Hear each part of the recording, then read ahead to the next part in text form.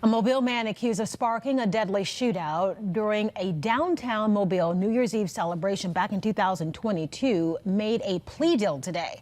Earl Thomas Jr. was supposed to appear for a hearing under Alabama's Stand Your Ground law. Instead, he pleaded guilty to murder. Our Brendan Kirby is in the studio with the very latest on this. Brendan, it was a blind plea.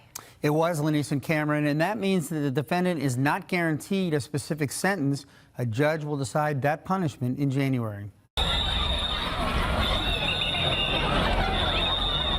Thousands of revelers were waiting for the Mobile moon pie drop to ring in 2023 when the sound of gunfire on Dolphin Street interrupted the celebration.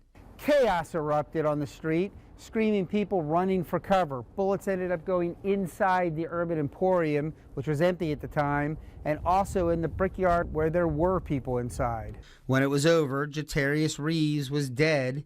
Defendant Earl Thomas Jr. and a friend of Reeves, who exchanged gunfire, were injured. 7 bystanders who had nothing to do with the dispute also suffering gunshot wounds.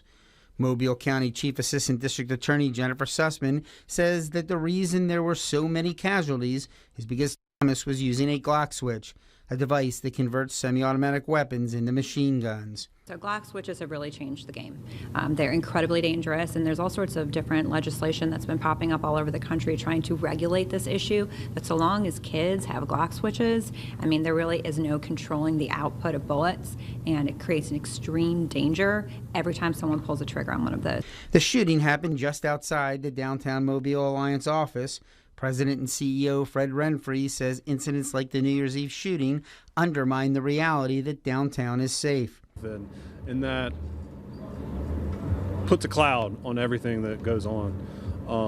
But largely, you know, the quality of life, crime perception issues are good. Defense attorney Chase Dearman says Thomas is looking forward to sentencing when he can explain the extenuating circumstances surrounding the shooting. And he'll be able to tell his side of the story. And I can't stress this enough. My client just felt like that this was in his best interest to do that. Thomas is serving a 10-year sentence on a federal charge related to possession of a Glock switch. A state version of that law took effect earlier this year, and the Mobile County DA's office already has prosecuted some cases. As for the murder charge, Thomas faces 20 years to life in prison. I spoke briefly with the victim's mother. She says she just hopes that justice is done. Reporting live in the News Center, Brendan Kirby, Fox 10 News.